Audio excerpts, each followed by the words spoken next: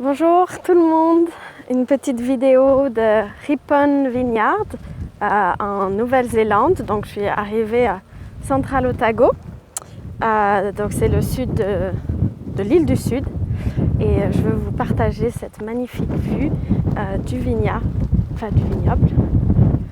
Regardez, on est au lac Wanaka. Alors c'est assez unique d'avoir un vignoble au bord de l'eau.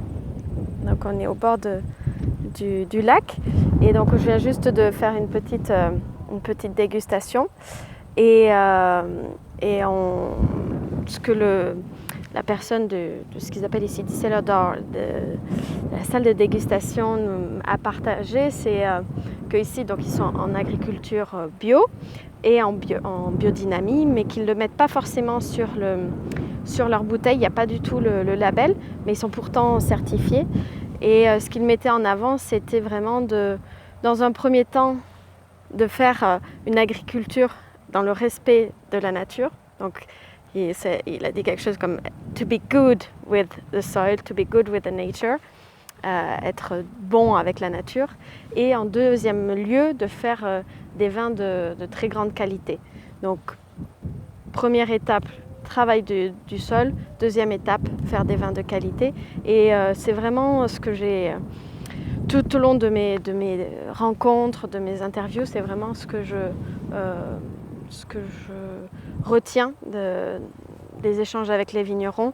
C'est que le label, c'est quelque chose, une certification qui peut rassurer le consommateur, mais vraiment, pour les vignerons qui font ça, c'est avant tout faire un travail dans le respect de la nature, et ça devrait être la base, mais ça n'est pas pour tout le monde. Parce qu'on imagine que là, si on mettait des produits chimiques, on sait que ça irait dans le lac juste à côté. Donc c'est super qu'ils fassent ça, et en plus les vins sont excellents. Donc ici, à Central Otago, le cépage principal, ça va être le pinot noir.